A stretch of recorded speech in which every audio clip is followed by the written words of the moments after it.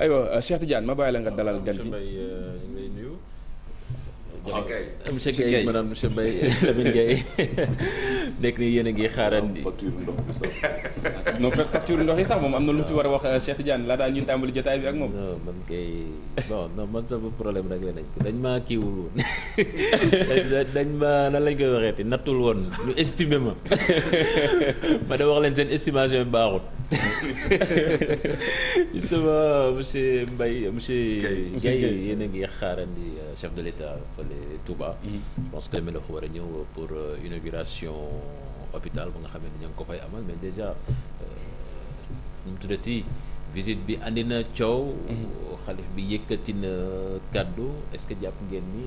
visite bi ça va se faire comme ça dans la tranquillité que tout est bien organisé sur place. waaw jërëjëf Cheikh Tidiane nga may ma rek ma peut-être du suma secteur mais lii Souleymane wax c'est très important muy mbiru ndox mi dégg naa yëngu yi effectivement. mais xaw na doon sa secteur sax. waaw xaw na ko doon. parce que day laal waaw santé moom xam nga c'est transversal. la santé. mais effectivement dégg naa yëngu yi ñu bëri ak complainte yi de jàpp naa ne tamit état ak secteur bi ñu nekk surtout direction Sen'Eau danañ bàyyi xel quand même ci loolu et que ñu trouver ci une solution rapidement parce que au niveau de l'état quand même ñëpp xam nañ ne SDE moo fi nekkoon bi contrat bi jeexee il y a eu des évaluations après Sen'Eau ñu tànn ko jàpp naa ne également s'il y a des dysfonctionnements par les mécanismes de contrôle de l'état ak météorologie bi ñu wax le ministère en charge du secteur jàpp nañ ni danañ jël décision yi war pour trouver une solution parce que ndox moom c'est vital te quand même tamit suñu gouvernement liggéey nañ ci liggéey bu am solo forage yi ñu gas ci réew mi yëpp gis nañu ko Dakar gis nga investissement yu mag yi fi def ak KMS 3 pour indi ndox mi Ndakaaru donc gouvernement bi nag bu defee effort yooyu yëpp oui c'est toujours un effort problème yooyu yëpp tamit jàpp naa ne au plan de la distribution ak commercialisation bi tamit il faut un processus de contrôle et yaakaar naa ne solution dana ci am pour ñëw maintenant ci li nga wax xam nga li ñu wax visite bi am na coow yooyu des fois sax presse bi rek ñooy am ay agitation dinañu dégg ñeneen tamit te ñu ne ña ngay xaar njiitu réew mi foofu te suñu ñëwee dina xam ne ki n'est pas le bienvenu. waay waay xam nga loolu moom kenn mën na ko wax rek mu daal di jàll ci rajo bi élément après mais boo demee Touba ak ba xalif bi yëkkati kàddu waaw non xam nga sëriñ bi moom saa su gan di ñëw surtout président de la République boo xoolee naka jekk noonu la mooy joxe ndigal pour que talibé yi ñëpp ñu teeru président de la République parce que président de la République bi muy dem Touba nii ganu sëriñ bi la te Touba tamit benn kàddu la dafa am jour koo xam ne mooy joxe ndigal li te boo xasee joxe ndigal li jaax na waaye nag léeg-léeg tamit am ay kàddu yu ci rax comme li nga wax rek politique bi mais jàpp naa ne quand même amut loo xam ne war naa jar ñu koy jeexi jaaxal li am solo mooy investissement bi président def ak hôpital bu toll noonu. parce que ñu bari dañoo dem ba jàpp ni que Touba quand même zone bu hostile pour njiitu réew mi déjà élection sax su ñëwee pour mu gagner fa problème lay doon. loolu moom dañ ko wax effectivement y a des processus yoo ay moments yoo xam ne ñàkk nañu élection yi. mais dañ ko wax wala noonu la demee. dañ ko wax ak noonu la demee wute na. waaw mais li am solo mooy li état ak suñu gouvernement ak président de la République li muy def du Touba rek ñëpp gis nañ ne dans sa gouvernance jël na ay décisions fortes pour def ay investissements accompagner les cités religieuses loolu nag bu ñu ko defee am investissement bu toll nii te ñëpp xam nañ ne le plateau sanitaire de Touba ak dëkk bi ni mu màggee ñaari hôpital yi fa nekk Ndamatou ak Matlaboul Fawzeyni la demande médicale dépassé woon na loolu donc ci engagement président de la République ak suivi dossier bi dañu liggéeyee hôpital bu toll noonu daanaka ci du matul diire ñaari at te moo wax ne ci ñeenti hôpital après Kaffrine Kédougou ak Sédhiou ñu ñëw ci Touba dégg naa wax yi nit ñi hôpital bi yëggut nangam ak nangam mais loolu nañ ci ñëw sax nañ ci ñëw loolu yëpp li c'est quoi le problème yegg na wala yeggul. non xam nga li am solo mooy yegg na yeggul ñëpp xam nañ ne ab hôpital mënoo xaar ba lépp pare nga doog a dëkk Cheikh Tidiane ñun ñii sax dañuy dëkk ci kër di tabax ñaata sénégalais loolu su ko def day fekk sa waaw da nga may déglu rek kay ma wax yow tamit comme da nga may laaj kay may tontu da nga may bàyyi ma wax rek li ma xam naa li ma xalaat. mooy bu fekkee ne rek dañ koy teg au plan normal kenn waxul ne hôpital bi pare na yemb na président day def de ñëpp xam nañ ne am na lu ci des mais li am solo mooy volonté politique bi président jël ak ministère de la santé ak suñu partenaire liggéey hôpital bu toll noonu de niveau 3 à Touba dans des délais records ak képp ku dem ba dugg fa yéen presse bi da ngeen gis plateau yi ak spécialité yi ak investissement matériel ba ñu fa def de dernière génération waxuñu ne président day ñëw inauguré parce que lépp a ngi dox malade yi mën nañoo dugg léegi ñu faj leen mais li am solo mooy en termes d'infrastructure ak salles yi yépp pare nañu les équipements yépp yu war a installer dans les salles ñëw nañu Touba fonctionnalité bi dana commencer incha allah su ko defee même personnel bi y a un processus de formation ak loolu mais li gën a am solo mooy plateau technique relevé spécialité yi amul woon Touba ñu mën ko renforcer comme ay radiothérapie mammographie bi ak yooyu yëpp li jël xale yi néonatologie ak yëpp y a toutes les spécialités yoo xam ne c'est des plateaux techniques de dernière génération. D'accord. Mais jàpp nga ni yekk ban diir lay opérationnel. non après inauguration. bi ma jokkoo dem ak directeur hôpital li ñu jàpp mooy président day dem parce que waxoon na xalif bi ne ko danañu la jox caabi ji diggante fii ak Magal Déwén et effectivement le président procédera à la remise officielle des clés léegi nag hôpital bi fonctionnement bi ak yooyu yëpp mais c'est un processus. Il faut que ñu installer machines yi def ay tests jël recrutement yi mais la direction des ressources humaines anticipé nañ ci loolu spécialité yu nekk personnel bi bu ñu paree dañuy commencer affectation personnel bi installer machines yi def tests yi ñuy war ay formation de niveau de mise à niveau pour utiliser matériel boobu le processus est déjà en place ak la direction des ressources humaines ak maintenance bi ñuy war a sax ñu war a yóbbu sax à l'étranger pour former leen indi leen yooyu yëpp dañu koy def mais il faut nga xam également nit lu muy doxee plateau médical lu muy doxee waaye le sénégalais lambda day nekk na lee dañuy fàttali li fi xewoon ci TER bi inauguration bi comme ne léegi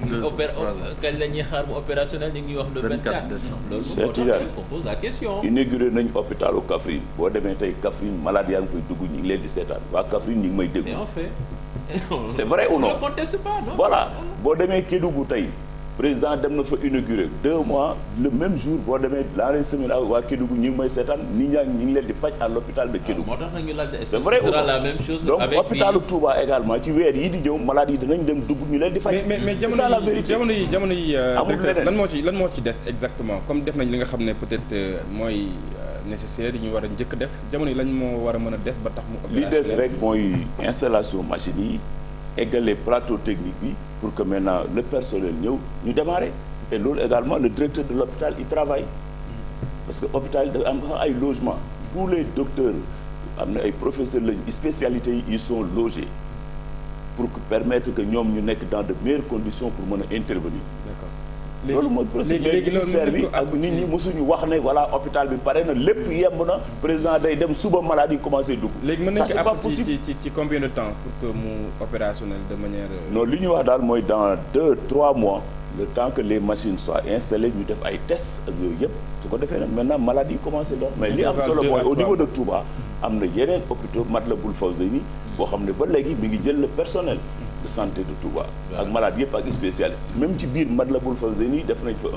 beneen investissement de plus de 9 milliards moo abrité woon le CTE au niveau de Touba. Mais le problème mooy ñi jël ay image dem former voilà bâtiment yëgut on a jamais dit ministère mosul wax ne hôpital bi yëpp yàgg na suba ñu mën a faj ay malade loolu mënul nekk ñu waxante rek dëgg sénégalais yi sax dañuy dëkk ci kër di continuer di defar à plus forte raison maintenant un investissement de ce coût ak des machines de dernière génération ça mérite un processus mais ñëpp xam nañ ne li président di def c'est une remise symbolique des clés pour wan président de la République pour wan président de la pour wan xalif général des Mourides ne engagement bi état jëloon pour que ñu defar hôpital bi def nañ ko et que lépp yemb na le partenaire et ils sont là-bas les prestataires dañuy liggéey 24 heures sur 24 dem nañ fa ñun avec le ministre RTS seen caméraman yi dañu àndoon ak la télé privée la presse privée ñu dugg ci biir yëpp xool machine yëpp ils sont sur place mais pas branché pas encore branché parce que c'est un processus de test et d'installation. Je pense que élément de langage yi c'est important. Je pense que nee nañu remise des clés. Bon après inauguration je sais pas ndax am na définition précise à quel moment la ñu inauguré gisoon nañ fi AIBD inauguré nañ fi AIBD fekk bon à peine piste bi mu ngi doog a pare yeneen installation qu'est-ce qu'on appelle inauguration et la deuxième chose et je pense que c'est ça peut-être moo indi lii monsieur Gaye wax na ko moom mooy le président s'était engagé vis-à-vis du khalife général des Mourides ne ko voilà il a tout fait pour respecter sa parole bon après honnêtement je sais pas s'il y a une définition pour dire man sama compréhension d'une inauguration moom mooy lu pare nga ñëw inaugurer ko xëy na sax am na ñoo xam ne dañu démarrer ba pare di fonctionner pendant quelques mois ñu doog a ñëw inaugurer parce que et cetera après maintenant est-ce que ça veut dire aussi que avant dara di pare mën nga ko inaugurer pour moi c'est contre-intuitif ça ne fait pas sens par contre rien peut-être ne l'interdit mais ni ko monsieur Gaye waxee à Kaffrine mais est-ce que du maquillage rek aussi oui à Kaffrine bi président di dem di inauguré di def remise de clé yi cérémonie officielle bi fekk na déjà hôpital bi tàmbali na di faj c'est ça am na ñoo xam ne bokkuñu woon am na ñoo xam ne benn unité moom mooy c'est le même prestataire ce qu'il faut comprendre hôpital c'est le même prestataire moo def Kaffrine moo def Kédougou mooy ñëw di def Touba donc bi mu paree yële en même temps les équipes étaient engagées ci Touba je pense qu'on s'est bien compris c'est une remise de clé bi ñuy dem def Kaffrine bi président di dugg am nay malades déjà qui étaient pris en charge à Kaffrine bi ñuy dem Kédougou également c'était la même chose Touba nag c'est le dernier c'est pourquoi il y a eu effectivement ce retard là et on a bien communiqué sur ça mësuñu wax ne hôpital Touba malade yi mën nañu def di dugg ñu faj leen au moins c'est clair loolu mësuñu ko wax leer na mooy en termes d'infrastructure et de grosses œuvres yëpp pare na équipement bi à l'intérieur toutes les machines moom nag wane nañ ko à la télé ñëpp gis nañu ko donc li ci des nag mooy bu président demee liggéeykat yi continuer liggéey ak administration bi dans 2-3 mois ñu installer machines yi def test yi woon personnel bi ñëw liggéey bi commencé faj. voilà c'est ça la vérité. voilà léegi dañuy je vais pas être cynique j'allais dire j'espère que bu demee du génne machines yi yóbbu ko mu jógee woon mais bon ça c'est du cynisme et deuxièmement franchement à Touba je vois pas comment ce serait non mais c'est pour ça que je dis c'est du cynisme. Sénégalais c'est-à-dire xamuñu cynisme. mais non parce que dañ fi wax ni keroog ci dakk voilà benn dakk mu doon inauguré les gens ont amené du matériel dès qu'il est parti les gens sont partis avec le matériel bon après. c'est une infrastructure clé en main. waa ji day liggéey installer machine yu def test yëpp mu am processus ak la direction des marchés avant muy am réception officielle. foog ñu xam également liggéeyu état naka lay demee. waaw. non mais c'est très bien honnêtement bon je pense que si on s'entend sur le fait que c'est une remise de clé symbolique d'accord après peut-être que rien n'empêche que non mais pas seulement remise de clé symbolique. waaw admettons même non mais ce que je veux dire mooy que parfois di nga gis benn ensemble nga inaugurer même un sous-ensemble. Tout à fait. Rien ne l'empêche. Tout est dans la communication, dans la transparence. Voilà. Et je pense qu'il faut donner crédit quand les gens expliquent et reconnaissent que voilà, tout n'est pas prêt et que voilà, il y a quand même quelque chose, une contrainte. Très juste contrainte de la parole donnée. loolu nit ñi mën nañ ko comprendre après li ci des lii c'est des débats yoo xam ne ku nekk sa curseur yaa xam foo koy teg. am na ñoo xam ne pour ñoom inauguration mooy lu sotti bay dox. am na ñoo xam ne inauguration moom mooy. boo nee hôpital bu benn service paree sax mën nga inaugurer hôpital bi à travers ce service. loolu ça dépend de l'interprétation de chacun. voilà directeur dañuy ñëw ci technicien bi xam nga ni màggal gi mi ngi am contexte pandémie bi ñu nekk jamono ji kuréel bi nga xam ne yaa ngi koy diriger mooy SNEIPS ban liggéey la ñuy xaar ci moom. waaw effectivement maa ngi nuyu liggéeykatu service national d'éducation et information yëpp di santaat encore monsieur le ministre de la santé ak le président ci confiance bi ñu am dénk ma service bu amee solo noonu. et que effectivement ñun ñoo yore volet communication éducation sanitaire loolu moo tax ci bu événement bu mel ni amee li ñuy njëkk a def mooy ak accompagnant suñu partenaires yi UNICEF OMS dañoo envoyé ay équipes ñu dem Touba. D'ailleurs, d'abord avec le médecin chef de région, semaine passée, dañu dem Touba envoyer une équipe de techniciens, ay socio-anthropologues, ay éducateurs sociaux, ñu dem daje ak waa région Diourbel def partage, prise en charge volet communication sociale bi ak mobilisation bi ñu demee ñu def Diourbel ànd ak médecin chef bi dem Mbacké le MCT madame Mbacké dem Touba également daje ak les acteurs communautaires. parce que ñun service bi ñu yor dañuy liggéey ak les acteurs communautaires mooy bàjjenu gox yi. mooy journalistes yi spécialisés en santé kuréel googu nga xam ne seen confrère Alassane Cissé moo ko dirigé dañu am ay démembrement partout ànd ak daje ak waa daayira yi tamit parce que ñooñu tamit ñooy mën a wax ak nit ñi ànd ak communicateurs traditionnels yi ñu def une journée d'étude à Touba sous la présence du médecin chef de département ñu waxtaan naka la ñu war a defee pour communication sociale ñun dañuy intervenir avant le Magal déjà sumuy équipe dimanche ginnaaw suba la ñuy dem sur Touba fekk fa déjà ñi nga xam ne opérationnel lañ bi ñu defee loolu yëpp ñu waxtaan mais tamit ñu dem waxtaan tamit ak la mairie de Touba ak le comité d'organisation du Magal parce que Magal gi bu ñu fàtte ne événement national la waaye c'est la communauté mouride à travers le comité d'organisation qui est maître d'œuvre de l'organisation du Magal ñoom ñoo yore ni ñuy organiser Magal gi bi ñu demee ñu toog ak Serigne Ousmane nga xam ne mooy coordonnateur du comité boobu waxtaan ak moom ne ko ñun kat dañu ñëwoon pour jàpp ci liggéeyu communication sociale bi ak mobilisation bi comme yéen a fi nekk na naka ngeen ko gisee ñu wax ñu niñ bëggee ñu xalaat ak ñoom ñu d'accord sur une feuille de route ko defee nag loolu la ñuy arrêté à partir de dimanche maintenant suñu équipe dañuy dem yóbbaale masques yi ci ndimbalu ministre de la santé également jox na instruction ba tey lu ma 2 millions wala ñetti millions yi masques danañ ko yóbbu Touba jox médecin chef de département yi ak au niveau de Touba am na ay plan de communication boo xam ne moom la ñuy def pour yee nit ñi au moins jàpp gën leen a ñaax ñu respecter un peu les mesures d'hygiène parce que dañoo nekk ci situation boo xamee ni jamono yi dañoo gis ni cas yi wàññeeku na ba ñu bëri jàpp nañ ni sax ni troisième vague bi jeex na c'est vrai mais taxul ni feebar baa ngi fi ba léegi loolu moo tax nag ñu def déclencher très tôt ce dispositif là bi ma demee tamit daje naa ak la presse locale de Mbacké ñoom El Modou Gueye Mamadou Makhtar Sarr ak les éléments de la Croix-Rouge ñu d'accord ñoom ñu proposer leen ñun ay support de communication yoo xam ne à partir de dimanche dana commencer jàll ci rajo yi nga xam ne ñooy émettre au niveau de Touba yépp ak télévision yi dem naa tamit daje ak waa daayira Hizbut Tarqiyyah maa ngi nuyu Serigne Youssou Diop parce que ñoom it dañu am maillage au niveau de Touba ñu def partenariat ak ñoom pour ñoom aussi ñu accompagner ñu dañu nañu également ak suñu Abdoulaye Gaynde Fatma maa ngi koy nuyu moo yore la commission communication et culture du Magal moom aussi mi ngi ci dispositif bi donc à partir de dimanche bu ñu demee suñu dispositif avec am nañu des camions mobiles ak la sonorisation qu'il faut acteurs yi nga xam ne nag ñoo nekk Touba te mën a yëkkati kàddu pour que nit ñi déglu leen ñooñu bu ñu demee ñun dañuy ànd ak suñuy acteurs ñu yëg ci camions yi ñu def au moins de façon disparate dans les quartiers stratégiques de Touba def ay fora dem ci quartier yi waxtaan ak nit ñi nga léeg-léeg yee ne màggal gi événement la waaye dafa tombé ak nawet ndox yi bëri Touba si brousse ak yooyu loolu yëpp dañ ciy liggéey en accord avec le service d'hygiène donc c'est une synergie de tous les acteurs qui interviennent dans la communication et la mobilisation sociale en prévoir nañ def ay bâches yoo xam ne danañ ci def nataalu sëriñ bi yoo xam ne dañuy takk masque bi yooyu yëpp pour yee taalibe yi la et yooyu yëpp dañ ko liggéey ak le comité d'organisation de Touba bërki démb lañ def un atelier à Thiès boo xam ne ñoom ñëpp rafetlu nañ ne c'est la première fois que CNEPS am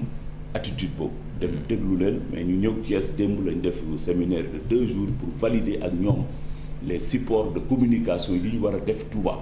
parce que Touba tamit dafa am ay réalités des spécialités yoo xam ne mënoo toog Dakar rek def sooy kii dem yóbbu ko donc dañu dem recueillir seen données àndaat ak ñoom Thiès ñu def atelier de validation bi fii may wax ak yow suñu prestataires yi ñu ngi imprimer tous les documents supports de communication dimanche l'équipe se déplace sur Touba ak tout le dispositif qu'il faut sera reçu par le comité d'organisation. ci la les préalables donc da ngeen di commencer ak ñi nga xam ne peut-être ñoo dëkk Touba en attendant fidèles yi di ñëw. waaw dañuy commencer du ñu bëgg à partir de dimanche donc Magal gi c'est le 26 le dimanche 20 donc ñun dañuy dérouler le processus de communication jusqu'au 30 nga xam nga bésu Magal gi moom presque la veille Touba dana xumb boo xam ne mobilité bi day jafe. mais justement vous avez parlé de la communication ak des masques. Qu'en est-il des dispositifs de lavage des mains en sachant que bon en général affluence bi bu ñëwee demande bi day tar boo xam ne loo def effort pour ndox mi du ñàkk mu am ay jafe-jafe. tout à fait moo tax presque loolu ñu naan mesure barrière parce que Touba moom xal bi day am jaxasoo bi day am moo tax distanciation physique bi moom day jafe vraiment dispositif d'hygiène bi moo tax danañu jàpp ak suñuy cycle ak suñuy partenaire danañu yóbbu quand même quantité gel yu bëri ak ay dispositifs de lavage de mains liggéey nañu également ak waa daayira Xidmatul Xadim nga xam ne ñoom ñoo yore la gestion de la mosquée de Touba et c'est le point nodal foofu la nit ñi di gën a daje foofu tamit dans les entrées stratégiques de la mosquée yëpp danañ installer un dispositif boo xam ne pour mën a may nit ñi kuy dugg ci jumaa ji ak barab yi en tout cas danañ la pompe defal gaz defal la gel mën a raxasu bu baax d'accord kër yi tamit danañ ànd ak nos acteurs communautaires waa bàjjenu gox yi ñu def loolu ñu naan ci suñuy domaine VAD les visites à domicile waaw xam ne daayira yëpp ci Touba ñu ngi leen di identifier fu ëpp ay ñooy comme waa daayira wilaya yi ak ñeneen nga xam ne ce seront nos partenaires ñun dañuy dem on met le matériel à leur disposition li ci des nag danañ liggéey tamit ak les télévisions privées au niveau national yónnee nañ leen ay propositions commerciales pour que également ñu réaliser ay magazines yoo xam ne ku taal sa télé rek di nga gis spot yi pour ñu lay yee pour que nit ñi respecter des mesures barrières li ci des nag ñu ñaan sénégalais yëpp ñaan ak sëriñ bi jàpp nañ ne ni màggalu daaw gi demee woon bii tamit danañ màggal ba pare que macha allah cas yi du bëri donc comme wàllu santé la ñuy wax waaw Souleymane donc après ñu jagleel la buña bi si wàllu santé la